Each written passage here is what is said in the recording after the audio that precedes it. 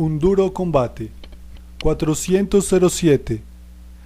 La doctrina sobre el pecado original vinculada a la redención de Cristo proporciona una mirada de discernimiento lúcido sobre la situación del hombre y de su obrar en el mundo.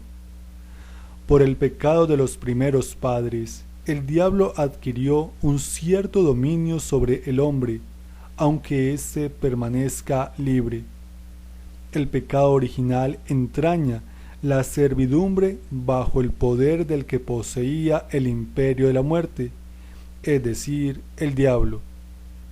Ignorar que el hombre posee una naturaleza herida, inclinada al mal, da lugar a graves errores en el dominio de la educación, de la política, de la acción social y de las costumbres.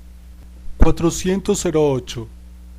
Las consecuencias del pecado original y de todos los pecados personales de los hombres confieren al mundo en su conjunto una condición pecadora, que puede ser designada con la expresión de San Juan, el pecado del mundo. Del Evangelio de San Juan capítulo 1 versículo 29. Mediante esta expresión se significa también la influencia negativa que ejercen sobre las personas las situaciones comunitarias y las estructuras sociales que son fruto de los pecados de los hombres. 409. Esta situación dramática del mundo que todo entero yace en poder del maligno, primera de Juan capítulo 5 versículo 19, hace de la vida del hombre un combate. A través de toda la historia del hombre se extiende una dura batalla contra los poderes de las tinieblas que, iniciada ya desde el origen del mundo, durará hasta el último día según dice el Señor. Incierto en esta lucha, el hombre debe combatir continuamente para adherirse al bien, y no sin grandes trabajos, con la ayuda de la gracia de Dios, es capaz de lograr la unidad en sí mismo.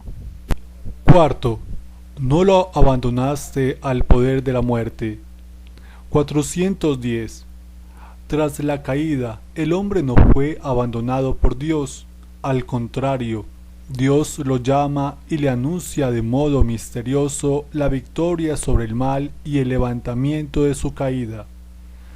Este pasaje del Génesis ha sido llamado protoevangelio, por ser el primer anuncio del Mesías Redentor, anuncio de un combate entre la serpiente y la mujer, y de la victoria final de un descendiente de ésta.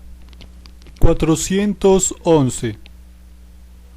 La tradición cristiana ve en este pasaje un anuncio del nuevo Adán, que, por su obediencia hasta la muerte en la cruz, Filipenses capítulo 2 versículo 8, repara con sobreabundancia la desobediencia de Adán.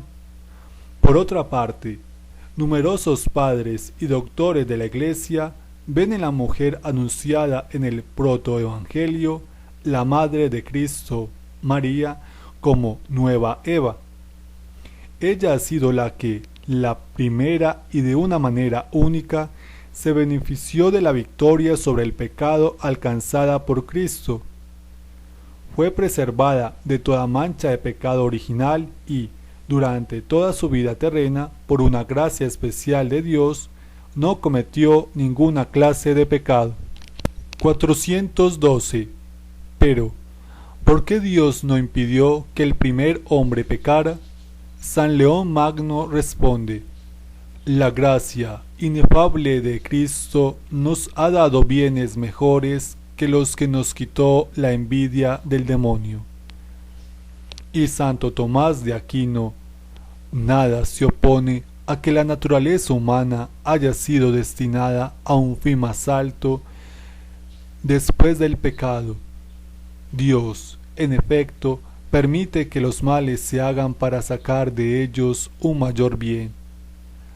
De ahí las palabras de San Pablo: donde abundó el pecado, sobreabundó la gracia. Romanos capítulo 5, versículo 20. Y el canto del Exultet, oh feliz culpa que mereció tal y tan grande Redentor. Resumen. 413. No fue Dios quien hizo la muerte, ni se recrea en la destrucción de los vivientes. Por envidia del diablo entró la muerte en el mundo. Sabiduría capítulo 1 versículo 13, capítulo 2 versículo 24. 414. Satán o el diablo y los otros demonios son ángeles caídos por haber rechazado libremente servir a Dios y su designio. Su opción contra Dios es definitiva. Intentan asociar al hombre en su rebelión contra Dios. 415. Constituido por Dios en la justicia, el hombre, sin embargo, persuadido por el maligno, abusó de su libertad desde el comienzo de la historia, levantándose contra Dios e intentando alcanzar su propio fin al margen de Dios. 416. Por su pecado, Adán, en cuanto primer hombre, perdió la santidad y la justicia originales que había recibido de Dios, no solamente para él, sino para todos los seres humanos. 417.